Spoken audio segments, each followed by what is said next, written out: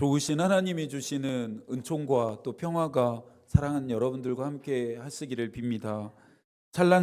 찬란하고 영광스러운 부활의 아침, 사랑하는 여러분의 얼굴을 마주함에 감사합니다. 시인 정호승은 다른 사람의 얼굴은 곧 나의 얼굴이다 노래했습니다. 여러분의 밝은 얼굴에서 제 얼굴을 보고 부활하신 예수를 보게 됨에 감사합니다. 길고 고되었던 사순절 순례를 끝마칠 수 있었음은 순례길에서 친구가 되어 함께 걸어주었던 여러분들이 있었기 때문입니다. 빨리 가려면 혼자 가고 멀리 가려면 함께 가라는 격언을 떠올립니다. 웨슬리는 성도들의 관계를 참 따뜻하게 정의했습니다. 기쁨과 슬픔을 함께하고 서로의 짐을 나누어 지며 하나님의 나라를 향해 가는 길에 친구가 되는 존재다입니다. 바울은 분열과 갈등으로 몸살을 앓았던 로마 교회를 향해 권면했습니다. 즐거워하는 자들과는 함께 즐거워하라. 우는 자들과는 함께 울어라. 서로 마음을 같이 하라. 우리가 잃어버린 고운 마음들입니다. 홀로 하나님 앞에 나아갈 수 있습니다. 하지만 하나님은 우리라는 이름으로 초대하십니다. 하늘에 계신 우리 아버지여, 나의 아버지, 너의 아버지가 아닌 우리의 아버지입니다. 우리의 의미가 절실해지는 시대인 것 같습니다.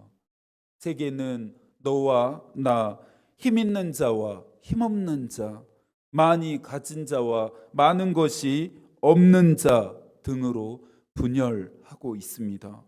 자국의 이익을 위해, 민족의 이익을 위해, 개인의 이익을 위해서라면 다른 나라, 다른 민족, 다른 사람, 나아가 피조 세계까지 어찌 되든 개의치 않습니다. 강도 만난 사람을 도왔던 사마리아인들은 이제 찾아볼 수 없고, 강도 만난 사람을 그냥 지나쳐간 제사장, 레위인들만 이 세상에 넘쳐납니다. 부활하신 예수 그리스도께서 주시는 영광, 은혜, 진리, 안식, 평화가 필요한 자들이 있습니다. 79년 전 제주에서 발생했던 민간인 학살 사건은 아직까지 진상 규명조차 제대로 이루어지지 않았습니다. 가해자가 국가의 영웅으로 칭송받으면서 피해자들의 가슴에 계속해서 생채기를 남깁니다. 며칠 있으면 다시는 반복되지 않기를 바라는 세월호 참사 12주기도 맞이합니다. 아이를 잃어버린 부모들은 오늘도 멈추어버린 시간 속에서 살아야 합니다.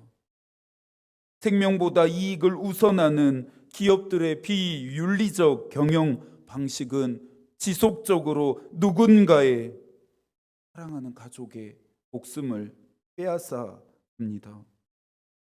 우리의 죄를 대신하신 예수께서는 이제 우리가 누군가를, 그리고 세상을 대신하는 삶을 살기를 원하십니다.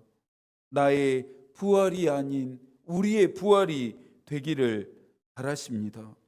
디딜 땅이 없고 기댈 곳을 잃어버린 자들에게 우리 모두가 선물과 같은 존재가 되기를 결단해야 하는 부활의 아침입니다. 베드로전서 1장 3절입니다. 우리 주 예수 그리스도의 아버지 하나님을 찬송하리로다. 그의 많으신 긍휼대로 예수 그리스도를 죽은 자 가운데서 부활하게 하심으로 말미암아 우리를 거듭나게 하사 산 소망이 있게 하시리라. 낙심과 절망의 시간을 지나 오셨습니까? 두려움과 외로움에 갇혀 계셨습니까? 답답함과 막연함의 길을 잃으셨습니까? 나를 위해 죽으신 예수께서 오늘 나를 위해 부활하셨습니다. 예수 그리스도께서 주시는 충만한 소망을 누리게 되시기를 축복합니다. 부활하신 예수 그리스도를 만나게 하는데 요한복음만한 책이 없습니다. 요한복음은 오직 한 사람 예수 그리스도를 말하고 있기 때문입니다. 요한은 이 한 가지를 기록하기 위해 책을 썼습니다. 요한복음 20장 31절입니다. 오직 이것을 기록함은 너희로 예수께서 하나님의 아들 그리스도이심을 믿게 하려 함이요 또 너희로 믿고 그 이름을 힘입어 생명을 얻게 하려 함이니라.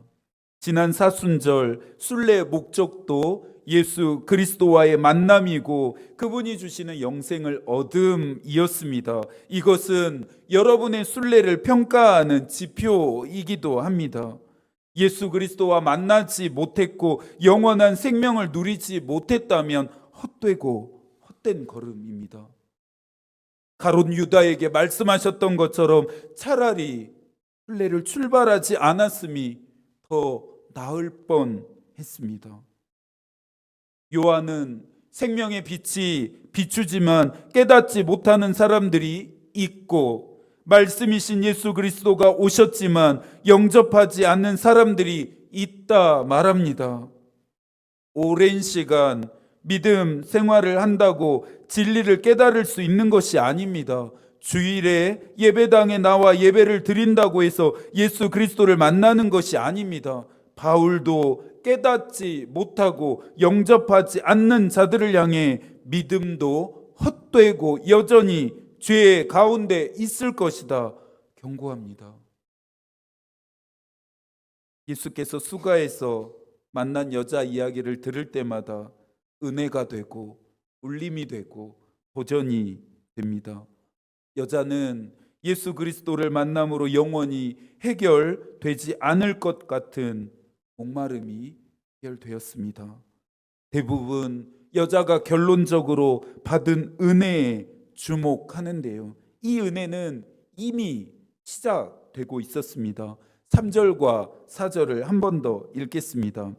유대를 떠나사 다시 갈릴리로 가실새 사마리아를 통과하여야 하겠는지라. 사마리아로 가시기 위해서 예수께서는 머물렀던 유대와 갈릴리를 떠나십니다. 지난 3일 마크롱 프랑스 대통령이 방한했습니다. 수교 140주년을 맞아 양국의 관계 격상 및 주요 현안을 논의하기 위해서였습니다. 대통령은 정상회담을 앞둔 3월 29일 제주를 찾았습니다. 정상회담으로 4.3 희생자 추념식에 참여하지 못하게 되자 먼저 찾은 것입니다. 잊지 않고 찾아와 준 대통령이 국가 차원의 진상 규명과 재발 방지를 약속하는 대통령이 고마웠을 것입니다. 대통령의 행보에는 정치적인 의도가 있습니다.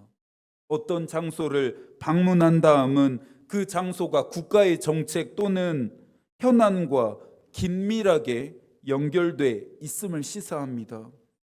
예수도 분명한 의도, 분명한 목적을 가지고 사마리아로 가십니다. 사마리아에는 예수의 방문을 간절히 기다리는 사람들이 있었습니다. 오늘 본문을 다 읽지 않더라도, 요한복음을 다 읽지 않더라도 이것 하나만으로도 저는 용기와 희망이 생기는 것 같습니다. 나를 만나시기 위해서도 이렇게 우리 주님이 찾아오시고 은혜를 베푸시겠구나 하는 마음 때문입니다. 지금부터는 사건 안으로 좀 더 깊이 들어가야겠습니다. 6절과 7절입니다. 거기 또 야곱의 우물이 있더라. 예수께서 길 가시다가 피곤하여 우물 곁에 그대로 앉으시니 때가 6시쯤 되었더라. 사마리아 여자 한 사람이 물을 기르러 왔음에 예수께서 물을 좀 달라 하시니 요한은 예수와 사마리아 여자가 만난 장소, 시간, 내용을 구체적으로 기록했는데요. 예수께서 그를 만난 장소가 어디입니까? 우물이었습니다. 이 우물은 여자가 가지고 있었던 현실적, 영적 문제를 가리키는 중의적인 의미가 있습니다. 예수께서 먼저 여자를 기다리십니다. 시간이 흘러 6시쯤 되니 어떤 여자가 물을 길러 왔습니다. 예수께서 기다리신 그 여자입니다.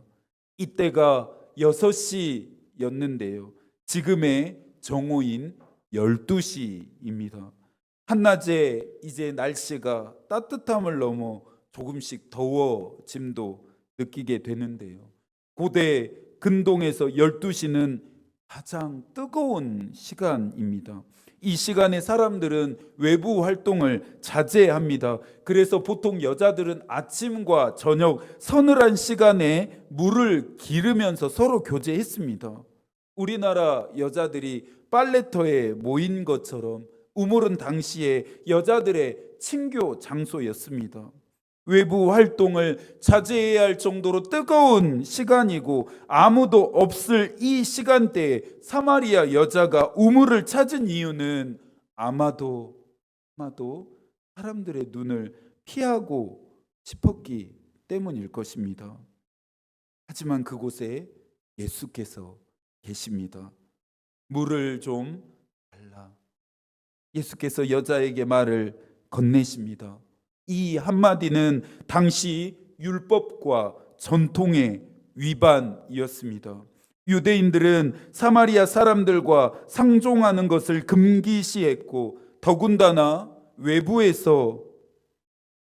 장소에서 남자는 여자들과 말을 섞지 않았습니다. 이것이 랍비 인용문에도 반영되었는데요. 거리에서는 여자와 심지어 아내와도 이야기해서는 안 된다. 여자에게 어떤 인사라도 하는 것을 금지한다. 외부 활동을 자제해야 할 뜨거운 시간이고 아무도 없을 시간대에 사마리아 여자가 우물을 찾은 이유는 단순히 사람들과의 접촉을 피함이 아님을 알 수 있습니다. 사람들과 이 사마리아 여자 사이에는 사회적으로, 종교적으로, 문화적으로 차별과 배제라는 높은 벽이 세워져 있었습니다. 그런데 물을 좀 달라 하시는 예수의 말씀 한마디에 견고했던 차별과 배제의 벽이 무너집니다. 9절인데요. 새 번역으로 읽어드리겠습니다. 선생님은 유대 사람인데 어떻게 사마리아 여자인 나에게 물을 달라고 하십니까? 유대인들만 차별한 것이 아닙니다. 사마리아 여자 스스로도 자신을 차별하고 배제시키고 있습니다. 지난 금요일 오후에 유아셀의 부모 교육이 있었습니다. 상훈집사 가정과 세례에 대한 이야기를 나누다가 두 사람이 질문했습니다. 목사님, 성찬은 세례를 받은 사람만 참여할 수 있는 거 아닌가요? 지금까지 세례를 받은 사람만 성찬에 참여할 수 있다 알고 있었는데 우리 교회는 모든 사람이 성찬에 참여하고 있기 때문입니다. 여러분의 생각은 어떠신가요? 여러분도 세례 받은 사람만 성찬에 참여해야 한다고 한번 제 이야기를 들어보겠습니까? 세례가 무엇인가요? 세례는 하나님의 자녀임을 공포하는 예식입니다. 웨슬리가 말하는 세례는 원죄를 씻는 표시요, 하나님의 가족이 되는 인증이요, 중생의 표시이고 하나님의 영생을 부여받는 것이다입니다. 그래서 세례는 그리스도의 대속적 죽음의 공로가 적용되어 원죄의 죄책이 씻겨지게 합니다. 세례는 하나님의 계약 속으로 들어가 하나님이 나의 하나님 되고 나는 하나님의 자녀가 되게 합니다. 세례는 교회에 입교하게 해서 그리스도의 몸의 지체가 되게 합니다. 세례는 본질상 진노의 자식들에서 하나님의 자녀로 그 신분이 변화되게 합니다. 구원과 상관없다 느껴지고 믿음 생활하는데 효력도 없을 것 같은 세례는 받아야 합니까? 세례는 받아야 할까요? 당연히 받아야 합니다. 반드시 받아야 합니다. 하나님이 주시는 은혜와 약속을 누리려면 세례는 받아야 합니다.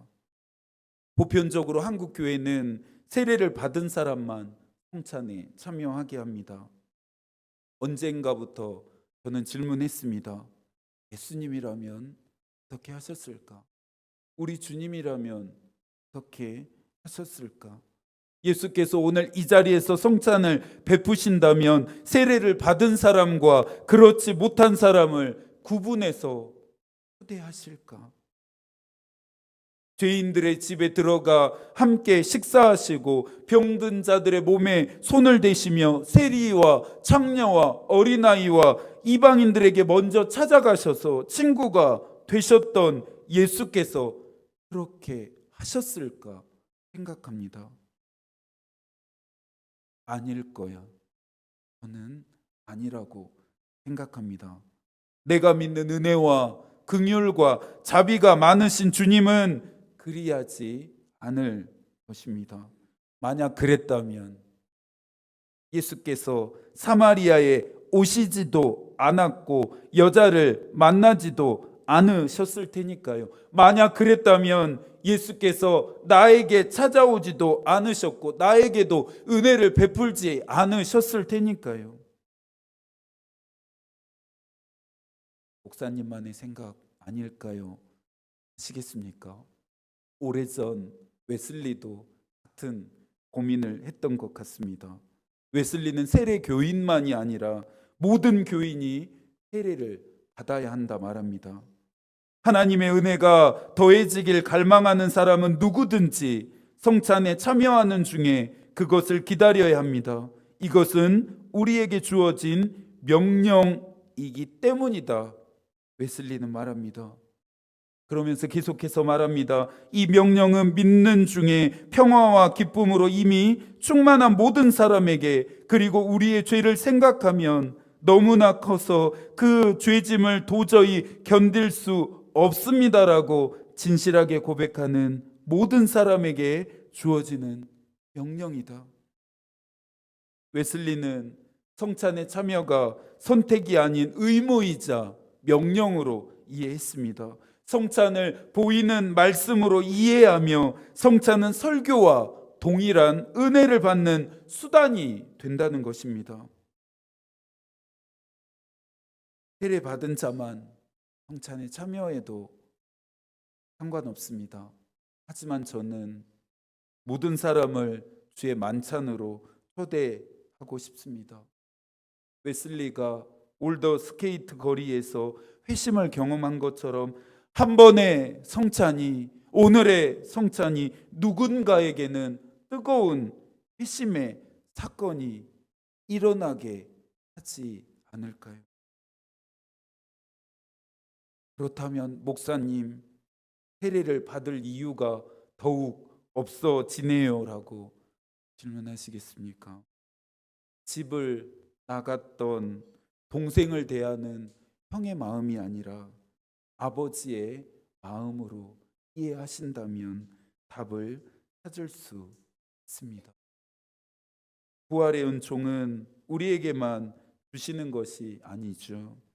부활하신 예수께서는 어둠 속에서 행하는 자들, 힘이 없어 자신의 목소리를 낼 수 없는 자들, 사마리아 여자처럼 이 시대의 차별과 배제 속에 갇힌 자들 모두를 부활의 은총으로 초대하십니다. 이 사람들이 주의 만찬을 향해 나온다면 은혜의 빚진 우리가 비껴나야 하지 않을까요? 내가 받아야 할 떡과 포도주를 오히려 그들 손에 따뜻하게 쥐어줘야 하지 않을까요? 이것이 교회이고 이것이 그리스도인입니다. 스스로를 배제시키는 여자를 향해 예수께서 말씀하십니다. 10절의 말씀을 함께 읽습니다.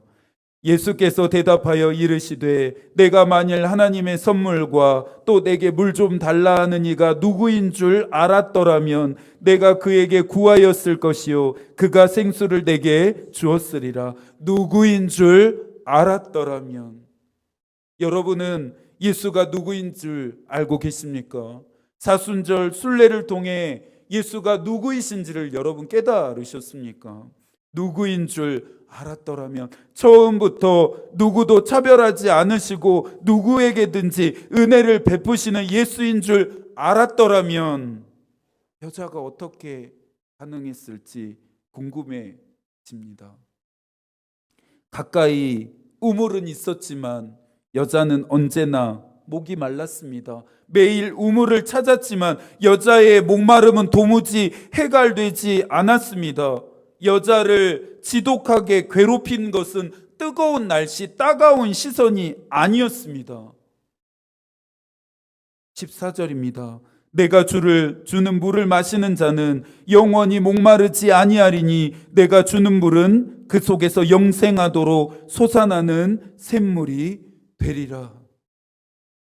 요한은 예수께서 물과 영생을 연관지어 설명하심에 주목했습니다. 자신이 기록한 책들마다 이 관계를 의도적으로 강조했습니다.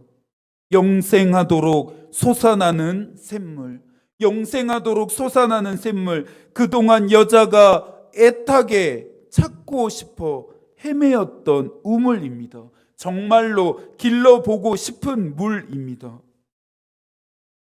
여자는 예수를 만남으로 상함은 치료되었고 매임에서 자유케 되었으며 갇힘에서 해방되었습니다. 부활하신 예수께서 주시는 은총으로 사마리아 여자는 새롭게 되었습니다. 요한복음 11장 25절과 26절입니다. 예수께서 이르시되 나는 부활이요 생명이니 나를 믿는 자는 죽어도 살겠고 무릇 살아서 나를 믿는 자는 영원히 죽지 아니하리니 이것을 내가 믿느냐. 나는 부활이요 생명이니 나를 믿는 자는. 오늘 예수께서 부활하셨습니다. 사마리아 여자를 찾아오신 것처럼 우리도 찾아오십니다. 칼빈은 부활을 성도의 삶을 움직이고 변화시키는 역동적인 능력이다 말했습니다. 예수를 만남으로 영원히 해결되지 않을 것 같은 목마름이 해결되었던 사마리아 여자처럼 여러분의 인생의 모든 문제들이 해결되어지는 은혜가 있기를 축복합니다. 무엇보다 세상과 사람이 줄 수 없는 한없는 기쁨을 누리십시오.